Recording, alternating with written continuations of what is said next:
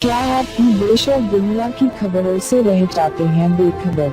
तो सब्सक्राइब कर लीजिए हमारे HT न्यूज चैनल को और बेल आइकॉन को दबाना मत भूलिएगा। ఇక్కడ ఒక్క ముస్లిమ్స్ ఉండకుండా టోటల్ హిందువులు ఉండాలి, ఆ విధంగా ఒక వ్యవస్థ చేయండి. అంటే మన ఎండోమెంట్ ఒక చట్టం కూడా ఉంది. ఎట్టి పరిస్థితుల్లో ఒక షాప్ కానీ ఒక ఇల్లు కానీ ముస్లిమ్స్ వాళ్ళకు ఇవ్వకూడదు, ఈ గుడి చుట్టుపక్క కానీ గుడి లైన్లో కానీ. కనీసం ఆ జియోని ఆ ఆర్డర్నైనా మీరు ఫాలో చేయండి, నేను ముఖ్యమంత్రి గారికి రిక్వెస్ట్ చేస్తున్నా. అదేవిధంగా శ్రీశైలం పుణ్యక్షేత్రం ఆంధ్రప్రదేశ్లో ఉంది, కానీ ఎక్కువ భక్తులు అక్కడ వచ్చేది తెలంగాణ నుంచి, ఆంధ్రప్రదేశ్ నుంచి, మహారాష్ట్ర నుంచి, కర్ణాటక నుంచి, చాలా స్టేట్ నుంచి అక్కడ దర్శనం గురించి వస్తారు. కానీ మీ పార్టీ వాళ్ళు, మీ పార్టీ ఎమ్మెల్యే మొత్తం గుడిని సర్వనాశం చేయడానికి ఏదో కుట్ర చేస్తుంది కదా, దానికి ఆపే బాధ్యత ముఖ్యమంత్రి గారిది మీదే. లేకపోతే మేము ఇన్వాల్వ్ అయితే దానికి వేరే విధంగా అవుతుంది. ఇవాళ మీరు అంటే ఆంధ్రప్రదేశ్ తెలంగాణ చాలా మంచిగా కలిసిమెలిసి ఉన్నారు. నేనేమనుకుంటున్నా అంటే ఇద్దరి మధ్యలో ఎట్లాంటి కూడా ఏమి కూడా ప్రాబ్లం రాకూడదు, అదే నా ఉద్దేశం. మేము ఇన్వాల్వ్ అయ్యేలాగా అట్లా కూడా చేయకండి. మీ ఎమ్మెల్యే పార్టీ వర్కర్ని కొద్దిగా కంట్రోల్ చేస్తే చాలా బాగుంటుంది, లేకపోతే వాళ్ళపైన మేము చర్యలు తీసుకుంటాం. శ్రీశైలం దేవస్థానం నుంచి ఒక సూచన వచ్చింది. అక్కడ లోకల్లో ఒక కోర్టు నుంచి ఒక ఆర్డర్ తీసుకొని వచ్చినారు. ఆర్డర్ ఏముందంటే, ఈ ఎన్ని TSR అంటే టెంపరరీ షాపులు ఉన్నాయి, అది ఎట్టి పరిస్థితుల్లో ఎవరికి నామినేషన్గా అయ్యొద్దు, దానికి టెండర్ వేసి ఆప్షన్ చేసి ఇవ్వాలని కోర్ట్ ఆర్డర్లో కూడా క్లియర్ ఉంది. అదేవిధంగా టెంపరరీ అన్ని షాపులు కూడా తీసేయాలని ఆ కోర్ట్ ఆర్డర్లో ఉంది. కానీ అక్కడ జరుగుతుంది ఏంటంటే, శ్రీశైలం దేవస్థానం ఎవరిది, అక్కడ ఎక్కువ సంఖ్య ఎక్కువ షాపు ఎవరికి ఇవ్వాలి, ఎక్కువ శాతం హిందువులకి ఇవ్వాలి కదా. కానీ అక్కడ లోకల్ వైఎస్ఆర్ ఎమ్మెల్యే ఒక టీంని తయారు చేసిండు. ఆ టీంలో ఒక రజాక్ అని ఒక ముస్లిమ్స్ ఒక వ్యక్తిని పెట్టిండు. ఆ రజాక్ అయిన వ్యక్తి ఏం చేస్తున్నట్టే, మొత్తం శ్రీశైలం చుట్టుపక్కల ఎన్ని షాపులు ఉన్నాయి, టోటల్ ఆ షాప్లో 70% ముస్లిమ్స్ వాళ్ళకి నిందుంటుంది, మొత్తం నింపుతున్నాయి ఇల్లీగల్గా. అంటే హిందూ పేరు పైన తీసుకొని ముస్లిమ్స్ వాళ్ళకి అక్కడ నింపుతున్నారండి. అంటే శ్రీశైలం దేవస్థానంలో దాదాపు ముస్లిమ్స్ వాళ్ళ సంఖ్య ఆయన పెంచుతున్నాయి, ఆయన రజాక్ అనే వ్యక్తి. ఆ రజాక్ అనే వ్యక్తికి సపోర్ట్ ఎవరు, వైఎస్ఆర్ పార్టీ ఎమ్మెల్యే, అంటే శ్రీశైలం లోకల్ ఎమ్మెల్యే, ఆయన పార్టీ వర్కర్ అయినా.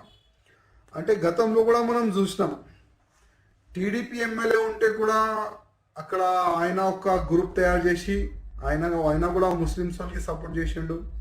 మళ్ళీ ఈ వైఎస్ఆర్ ఎమ్మెల్యే వచ్చిన తర్వాత కూడా ఈయన కూడా అక్కడ లోకల్ ముస్లిమ్స్ వాళ్ళని నింపుతున్నారు.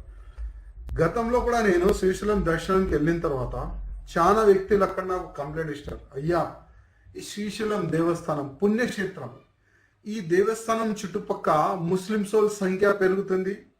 అదేవిధంగా ఆవు మాంసం తీసుకొని వస్తున్నారు, ఆవు మాంసం పైన తింటున్నారు, మాంసం తీసుకొని వస్తున్నారు, ఈ మొత్తము మత్తు తీసుకొని వస్తున్నారు, సారా తాగుతున్నారు, ఈ మొత్తం పుణ్యక్షేత్రంని సర్వనాశం చేస్తున్నారు ఈ రజాక్ అన్న వ్యక్తి, ఆయన మొత్తం పార్టీ వర్కర్లు. ఈ విధంగా కూడా అక్కడ లోకల్లో నాకు చాలా వరకు కంప్లైంట్ ఇస్తారు. నేను ఇవాళ వైఎస్ఆర్ జగన్మోహన్ రెడ్డి అంటే ఆంధ్రప్రదేశ్ ముఖ్యమంత్రి గారికి రిక్వెస్ట్ చేస్తున్నా, మీరు అందరినీ కలుపుకొని తీసుకొని నడుస్తాం అని మీరు చాలా వరకు మీ వీడియోస్ ఇంటర్వ్యూ కూడా చూసిన. కానీ నేను రిక్వెస్ట్ ఏం చేస్తున్నా అంటే, శ్రీశైలం దేవస్థానాన్ని కాపాడండి. అక్కడున్న మీ ఎమ్మెల్యే దౌర్జన్యంని మీరు ఎట్లా కంట్రోల్ చేస్తారు చేయండి.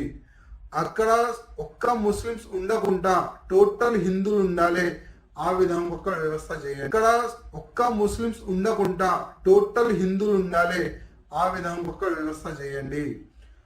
అంటే మన ఎండోమెంట్ ఒక చట్టం కూడా ఉంది.